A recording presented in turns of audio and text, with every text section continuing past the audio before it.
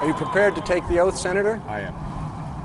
I, Barack Hussein Obama, do solemnly swear. I, Barack Hussein Obama, do solemnly swear that I will execute the office of President to the United States faithfully. that I will execute Faithfully the office of President of the United office of States. President of the United States faithfully. And will, to the best of my ability, And will, to the best of my ability, preserve, protect, and defend the Constitution of the United States. preserve, protect, and defend the Constitution of the United States. So help you God. So help me God. Congratulations, Mr. President. All the best wishes.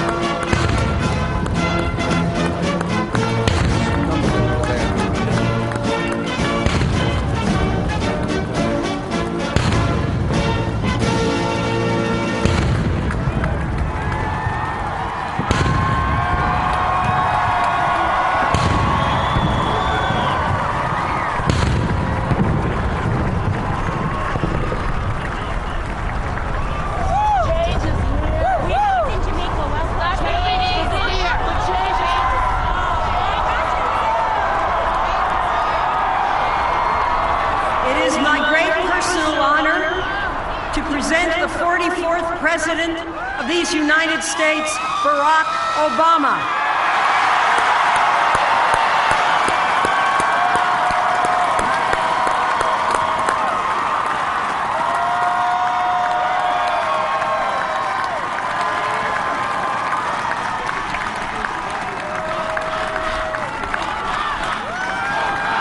Thank you. Thank you.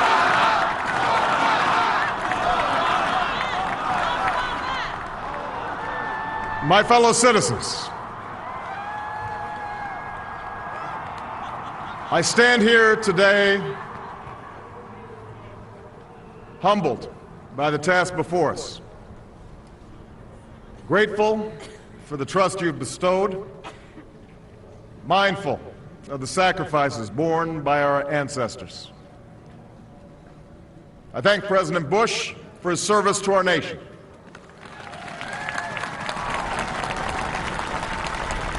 As well as the generosity and cooperation he has shown throughout this transition. 44 Americans have now taken the presidential oath. The words have been spoken during rising tides of prosperity and the still waters of peace. Yet, every so often, the oath is taken amidst gathering clouds and raging storms. At these moments, America has carried on not simply because of the skill or vision of those in high office, but because we, the people, have remained faithful to the ideals of our forebears and true to our founding documents. So it has been, so it must be with this generation of Americans. That we are in the midst of crisis is now well understood. Our nation is at war against a far-reaching network of violence and hatred. Our economy is badly weakened, a consequence of greed and irresponsibility on the part of some, but also our collective failure to make hard choices and prepare the nation for a new age. Homes have been lost, jobs shed, businesses shuttered. Our health care is too costly, our schools fail too many, and each day brings further evidence that the ways we use energy strengthen our adversaries and threaten our planet. These are the indicators of crisis, subject to data and statistics. Less measurable, but no less profound, is a sapping of confidence across our land. A nagging fear that America's decline is inevitable, that the next generation must lower its sights. Today, I say to you that the challenges we face are real. They are serious and they are many. They will not be met easily or in a short span of time. But know this, America, they will be met.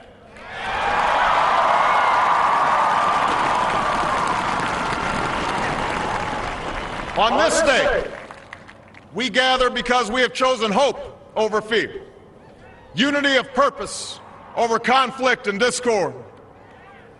On this day, we come to proclaim an end to the petty grievances and false promises, the recriminations and worn-out dogmas that for far too long have strangled our politics.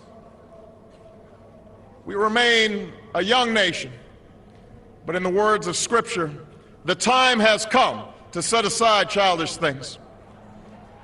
The time has come to reaffirm our enduring spirit, to choose our better history, to carry forward that precious gift, that noble idea passed on from generation to generation, the God-given promise that all are equal, all are free, and all deserve a chance to pursue their full measure of happiness.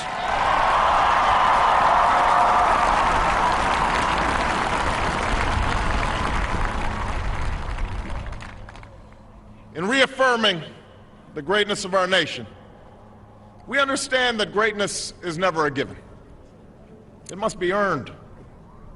Our journey has never been one of shortcuts or settling for less.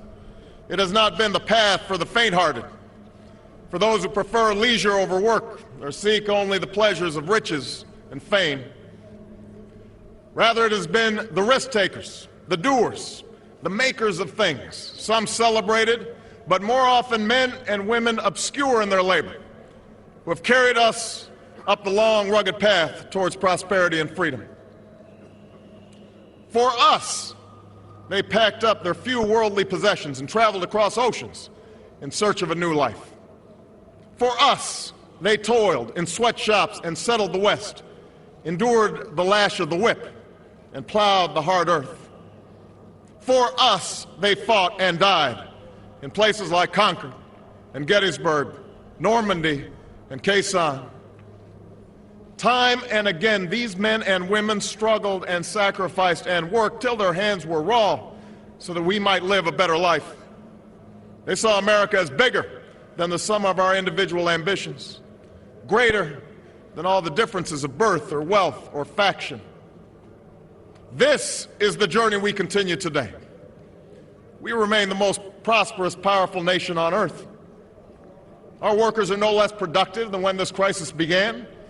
Our minds are no less inventive, our goods and services no less needed than they were last week or last month or last year.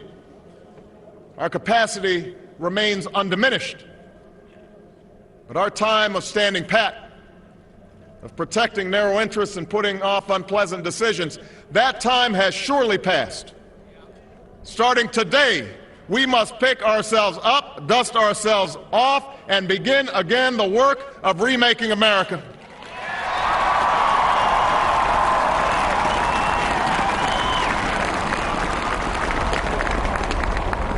For everywhere we look, there is work to be done. The state of our economy calls for action, bold and swift, and we will act, not only to create new jobs, but to lay a new foundation for growth. We will build the roads and bridges, the electric grids and digital lines that feed our commerce and bind us together. We will restore science to its rightful place and wield technology's wonders to raise healthcare's quality and lower its cost.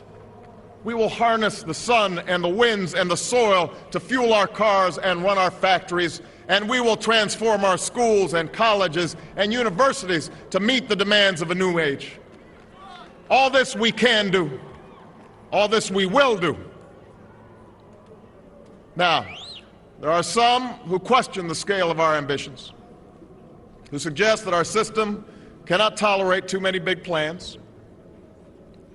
Their memories are short, for they have forgotten what this country has already done, what free men and women